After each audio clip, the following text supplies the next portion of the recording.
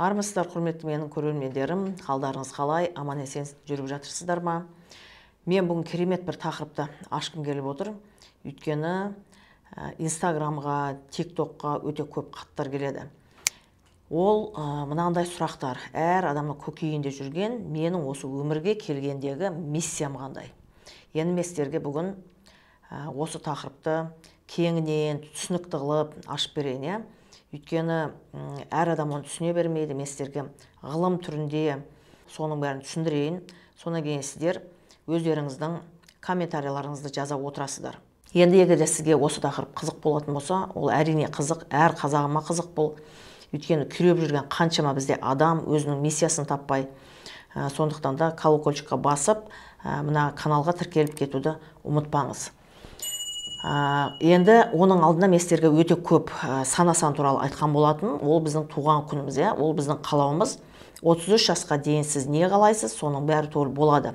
33 жаста адамның екінші миссиясы қосылады. То есть адамның әрекеті қосылады. Оны карма деп жатамыз. Сол кезде адамның өмірі өзгереді. Ол не болмаса дағдарысқа ұшырайды, не болмаса ода бір финансовый взлет болады.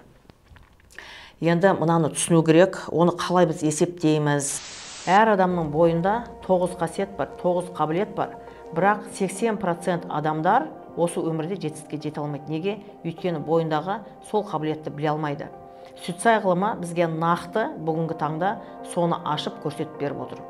Енді сіздер астындағы кнопканы басып, өздеріңіз туралы нақты, тегін ақпаратты біліп ала аласыздар. Әркімнің миссиясы әртүрлі, сондықтан да сіздер туған күндеріңізді, туған айларыңызды, туған жылдарыңызды бәрін түгел қосасыздар, сонда бірақ қана сан шығады. Мысалы, 29 деген шығатын болса, 2 мен 9-ды қосқан кезде ол 2 деген миссия шығады. 18 шығатын болса, онда 1 мен 8-ді қосасыздар, ол 9 болады, 9 деген миссия шығады. Содан кейін 21-ді, егер 21 шығатын болса, онда 2 мен 1-ді қосасыз, 3 деген миссия шығады. И так далее, и так далее. 1 мен 9-ды қосқан кезінде ол 10 шығады, сондықтан да ол миссия 1 болады. Енді қараңыздаршы, әр адамның өмірінде осы 33 жаста бір күрт өзгерістер болады. Неге? Өйткені біздің туған күніміз болуы мүмкін, кез келген туған күн. Бірлік болуыңыз мүмкін, екілік болуыңыз мүмкін. Бірақ миссияңыз сіздің не болмаса 9, не болмаса 4, не болмаса 7. Өздеріңіз соның бәрін түгіл шығарасыздар. Именно осы миссия қосылған кезде біздің ойлап тұрған ойымыз бір бөлек, біздің әрекетіміз бір бөлек. То есть біздің кармамыз, ол біздің әрекетіміз дейді. Именно миссияда біздің мораліміз қосылады. Мораль деген ол біздің ішкі қарсыласуымыз. Мына адаммен сенің ішкі қарсыласуың. Сол кезде сен айтасың, жоқ, ол менікі дұрыс, сенікі дұрыс емес дейсің. Энергияның бәрін түгел жоғалтып, адам дағдарысқа ұшырайды. Сондықтан да миссияларыңызды отырып, асықпай, осы видеоны көріп болғаннан кейін әрқайсыларыңыз санаңыздар. Егер де сіз 33-ге толмасаңыз, онда сізге миссия әлі кірген жоқ, өзіңіздің сана-саныңызбен өмір сүре бересіз. Мына видеоны мен не үшін түсіріп отырмыз? Бізде ұрпақ өсіріп отырмыз, Аллаға шүкір. Біздің бала-шағамыз, біздің немерелеріміз именно осы миссиясын білген кезде, кезінде біз сияқты дағдарысқа ұшырамайды, олар алдын ала оған дайын болады. Сол кезде минусовой энергиясын біліп тұрып, олар плюсқа өтетін оларда мүмкіндік бар. Сондықтан да ерінбей отырып санап тастаңыздар. Сіздер сенсеңіздер де, сенбесеңіздер де, Сүтсай ғылымы бүгінгі таңда 181 мемлекетте ашылып кетті. Бұл мықты біздің қолымызда құрал тұр. Егер де біз онымен қолданатын болсақ, біздің өміріміз өзгереді. Егер де қолданбасақ, онда қалай біз өмір сүрдік, тура солай өмір ары қарай сүре береміз. Сондықтан да оны білген жөн деп ойлаймын. Неге? Өйткені бұл ғылым. Бұл зерттелінген, бүткіл Европа қабылдап отқан, бүткіл дүние жүзі қабылдап отқан өте керемет ғылым. Сондықтан да мақтанып та біз айта аламыз, қолымызда қандай мықты құрал тұрғаны. Ал енді кеттік, мен миссия 1 туралы сіздерге айтып беретін боламын. Қараңыздар, миссия 1 деген ол жалғыздықтың, сонан кейін мынандай адам әр кезде бұл миссияда жалғыз болғысы келеді. Особенно әйел баласы мына миссияға кірген кезіне қыздар, неге олар күйеуге шыға алмайды? Өйткені миссия 1 деген ол постоянно басқарғысы келеді. Сонан кейін ол постоянно жалғыз өзі өмір сүргісі келеді. Енді егер де қыз бала үйренбеген болса, онда миссиясы қалай кіріп кетті 33 жаста, ол 34-те, оның мына санасында өзгеріс пайда болады. Маған так и так неплохо, мен нормально өмір сүріп жатырмын. Вообще маған зачем күйеуге тиюдің маған қажет не деген, оның санасында сондай ой пайда болады. Сондықтан да бұл қыздарға өте қауіпті миссия. Егер де оны біле отыратын болсақ, біз не істейміз? Енді плюсовой энергияға өтпейміз ба? Бұл миссияда бүткіл вектордың бәрі түгел өзіне ғана бағытталған. Менің айтқаным ғана болу керек дейді. Менің айтқанымды ғана сендер жасауларың керексіңдер дейді. Жебеушілік жасайды, бірақ именно сол покровительство, жебеушілік жасап отырып, елдің бәріне түгел приказ беріп, өзінің айтқанын істеткісі келеді.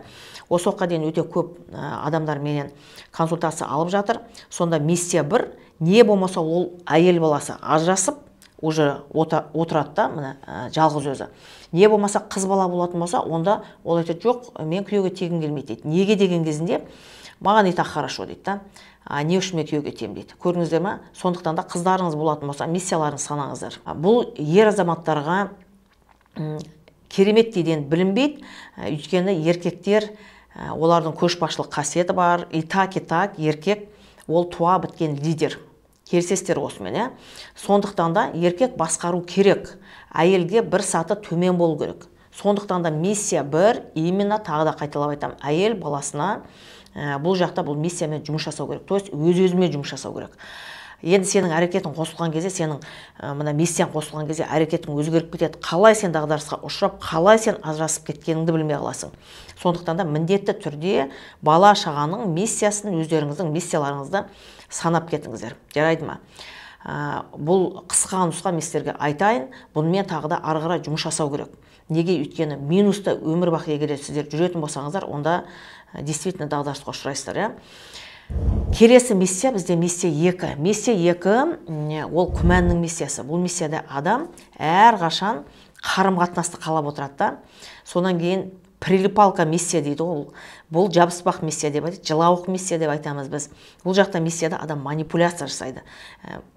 Бәрібір кім болсын ол, еркек болсын, әйел болсын, бұл миссияда ол манипуляция жасап, өзінің айтқанын істеткісі келеді. Сонан кейін бұл жерде тек қана мені ғана түсінсе екен, менің ғана жағдайымды жасаса екен деп мына санасында сондай ойлап тұрады да. Сонан кейін бұл миссияда адам әр кезде күмәнданады, шешім қабылдай алмайды. Мысалы қараңдаршы, сана бір деген ол мықты көшбасшылық қасиеті бар, лидерский качествосы бар, өте мықты адам. Мейлі ол ер азамат болсын, мейлі ол әйел болсын. Ал миссия 2 қосылған кезде бұл жерде күмән қосылады. Сол кезде 33 жасқа дейін ол нормальный жігіт болды, не болмаса мықты бір қыз баласы болды. Қалай миссия қосылды, бұның минусовый энергиясы бұл күмәндана бастады. Сол кезде туған туысқанды танымайды. Содан кейін бізде мынада додумкалар бар ғой, бізде наным сеніміміз бар, убеждениеміз бар. Біз былай айтамыз, менің балам өте керемет еді, мына әйел алғаннан кейін, үйленгеннен кейін бұның что-то әрекеті өзгеріп кетті. Мынау күмәндана бастады, мынау шешімді қабылдай алмайды, бұрынғыдай емес дейміз біз. Именно миссия 2-де кез келген адам шешім қабылдағанға өте қиналады, оған қиын болады. Неге? Өйткені бұл оның миссиясы. Соны біз дұрыс түсінуіміз керекпіз. Енді бұл жақта бұл миссияға не істеу керек? Коммуникация жасау керек. Өте көп адамдармен тілдесіп, ол өзінің энергиясын көтеріп, масштабқа шығатын мүмкіндігі бар. Сондықтан соны жасап көріңіздер. Миссия 3. Единственный миссия анализ жасайтын. Қалған миссиялар біз анализ жасай алмаймыз. Миссия 3 деген ең бірінші, оның мына тонкий интеллект логикасы қосылады, содан кейін ол анализ жасайды. Анализ жасап барып, ол шешім қабылдайды. Қалған миссиялар анализ жасай алмайды. Олардың моральдары қосылып отырады. А миссия 3 тек қана маған егерде пайдасы болса, то есть маған выгодно болса, не болмаса ақшамен болсын, не болмаса қарым-қатынаспен болсын, тек қана маған егерде выгодно болса, демек мен оны жасаймын дейді. Тек қана анализ жасайды, содан кейін ғана әрекетке барады. Сондықтан да бұл миссия 100% деп айтамыз, 100% табыс көзіне жететін мүмкіндігі бар. Бірақ выгодаға кеткен кезде миссия 3 деген Ол слишком-то дұрыс емес. Неге? Өйткені бұл жақта жестко управление болады да, миссия 3-те. Ол қатаң басқару дейді. Өзінің отбасымен, мысалы, қатаң басқарады. Бала шағасымен солай қатаң басқарады. Қалай инструкцияға тығып тастап, олардың бәрімен басқарғанын өзі білмей қалады. Ұрып тастауы да мүмкін балаларды. Солай өте қатаң басқарады. Егерде ол бір бастық болатын болса, не болмаса бір коллективте басқаратын болса, ол тоже самое болады. Тек қана соның инструкциясымен жүру керек, тек қана оған ғана выгодно болу керек. Егерде миссия 3-ке выгодно болса, значит оған справедливо. Если оған не выгодно болса, значит оған несправедливо. Көрдіңіздер ме? Сондықтан да бұл жақта миссия 3-ке не жасау керек енді? Минустан шығу үшін махаббатпен әр өзінің ортадағы бала шағасына, содан кейін өзінің ортасының бәріне түгел осы махаббатпен қарау керек. Содан кейін махаббат арқылы әрекет жасау керек. Инструкциядан кету керек именно миссия 3-те. Миссия 4. Миссия 4 ол трансформацияның миссиясы дейді. Бұл өте қызық миссия. Миссия 4-те адам бере бастайды. Кейстер өте көп. Қалай 33 жаста миссия 4 кіреді? Адам нені беру керек? Ақиқат білімді беру керек қой. Енді бұл миссияда адам нені береді? Ақшаны бере бастайды. Ақшаны бере бастайды. Содан кейін ақша таусылған кезде бұл өзінің денсаулығын бере бастайды да. Дағдарыс өте көп болады бұл миссияда. Өйткені бұл күрестің миссиясы. Әр кезде адамның санасында тек қана адал болу керек. Адал, тағы да адал. То есть революцияның миссиясы бұл, иә. Елдің бәріне түгел бұл миссия өзінің мақсатын береді. Бірақ былай ойлап қарасаң, реальностьке, объективный реальностьта өзінің нақты мақсаты жоқ. Сондықтан да бұл миссияға күресті тоқтату керек, ақиқат білімді беріп бастау керек. Сол кезде ғана ол плюсқа шығады. Өте көп менің айналамдағы осы миссия 4-тер 33 жастан асқан кезінде өте көп ақша берді, өте көп денсаулықтарын берді. Не істерін білмейді, бастарын жарады, жаңа көздерін шығарады, не болмаса аяқ қолын сындырады. Өздерінің істеген іс-әрекеттерінен, жұмыстарынан олар мына берекет таппайды да. То есть миллиондаған тапқан ақшаның берекесі жоқ. Неге? Өйткені ол беріп отырады да. Бұл беруге келген миссия. Сондықтан да бұл миссияда адамға кішкене руханияға кету керек. Әр адамның жан дүниесін түсініп білу керек та. Содан кейін революцияны тоқтату керек. Сол кезде ғана бұл плюсқа өтеді. Енді келесі миссия бізде миссия 5. Ол нағыз күрестің миссиясы, нағыз мораль қосылатын миссия. Миссия 5 бәрін түгел дұрыс жасамайды да. Дұрыс бұрыс дейді, бәрін түгел керісінше жасап отырады. Оған бәрі түгел қисынды болу керек. Бірақ өмір қисынсыз. Соны түсіну керек. Миссия 5 күрестен кетпейтін болса, онда ол дағдарысқа ұшырайды. Миссия 3 сияқты ол пайда таппайды. Керісінше бүткіл моральда өзінің пайдасының бәрін түгел жоғалтады. Неге? Өйткені ол ойлайды, маған пайдалы болу керек, халыққа пайдалы болу керек.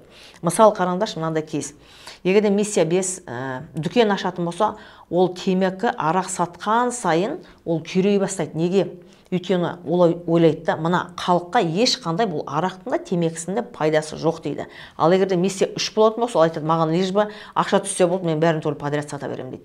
Осы айырмашылықты бізге білу керек. Сондықтан да өздеріңіз зерттеңіздер. Миссия 6. Миссия 6 ол творчествоның миссиясы, ол психологияның миссиясы. Бұл жақта адам творчествомен айналысып, психологиямен айналысатын болса, бұл жақта өте көп жетістікке жетеді. Бірақ минусовой энергияда миссия 6 жиі комфортқа кіріп кетеді. Неге? Өйткені бұл комфортный миссия, божественный миссия. Әр кезде өзінің әрекетінде адам комфортты қалап отырады да. Мейлі ол үйде болсын, мейлі ол қонақта болсын, мейлі ол тойда болсын, оған әр кезде комфорт керек. Енді бұл миссияға не істеу керек? Бұл миссияға халыққа риясыз қызмет ету керек. То есть басқа адамдарға комфорт сыйлаған кезде ғана бұл плюсқа шығады да, өте көп жетістікке жететін болады. Миссия 7. Миссия 7 неге біз минус 200% дейміз? Өйткені самоуверенные хаотичные действия. Миссия 7 дегенің бұл жерде бір звездный болезнь. Бір сондай жұлдыздық ауруда бұларда. Олар ойлайды да, бәрін түгел глобально былай мен жасап тастаймын деп өздерінің бастарында сондай додумкасы бар, содан кейін өздерінің убеждениясы бар. Именно миссия 7 солай жұмыс жасайды адамдарға. И қалай миссия кіреді, адам қалай минусовой энергия кіріп кеткенін білмейді. Неге? Өйткені самоуверенный, хаотичный действие болады. Ешкімді тыңдамайды. Дәп солай действовать етеді, да? Әрекеті солай болады. Сондықтан да бұл миссияға міндетті түрде анализ жасап үйрену керек. Мен сіздерге кейс арқылы айтайын. Миссия 7 деген өте көп үлкен проекттарды жасайды да. Мысалы, обыкновенно қазақтың тойы өте көп қой. Егер сіздің миссияңыз 7 болса, сіз анализ жасамайсыз. Сіз қалай жасағыңыз келеді тойды, иә? Егер сіз 250 адам шақыратын болсаңыз, сіз 500 адамдық залды аласыз. Енді минус 200% деген сол емес па? Адам басына егерде 10 мың теңгені төлейтін болса, онда сізде 2,5 миллион расход болады. Миссия 2 осылай минус 200%-ға кіріп кетеді. Сондықтан да өзіңізді бақылап көріңіз. Ары қарай миссия 8. Миссия 8 ол 100% доходқа шығады. Неге? Өйткені бұл миссия, ол жұмыстың миссиясы. То есть миссияда адам әр кезде жұмыс жасайды. Содан кейін бұл миссияда адам қалай бүйтіп контроль жасап қойғанын білмейді да.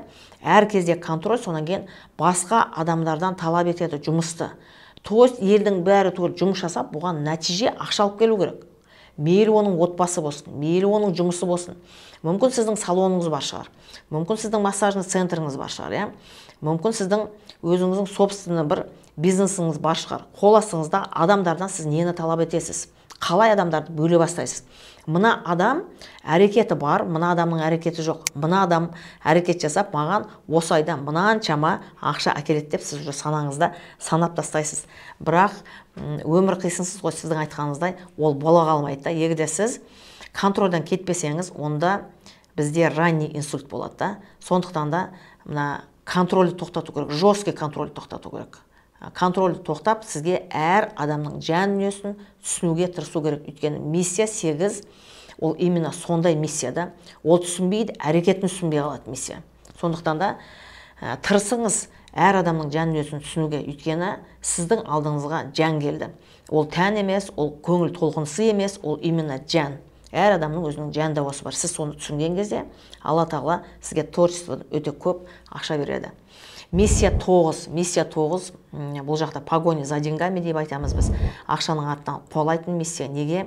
Өйткені бұл миссияда мен саған, сен маған дейді. Ол көмектеседі. Анализ жасамай көмектеседі да. Бәріне толық подряд көмектеседі. Бірақ неге көмектеседі? В конце концов, конечный результат ол адамдардан рахмет күтеді. Содан кейін все-таки мен мына адамнан бір какой-то бір пайдам бар деп ойлайды. Содан кейін миссия 9 деген ол мынандай миссия.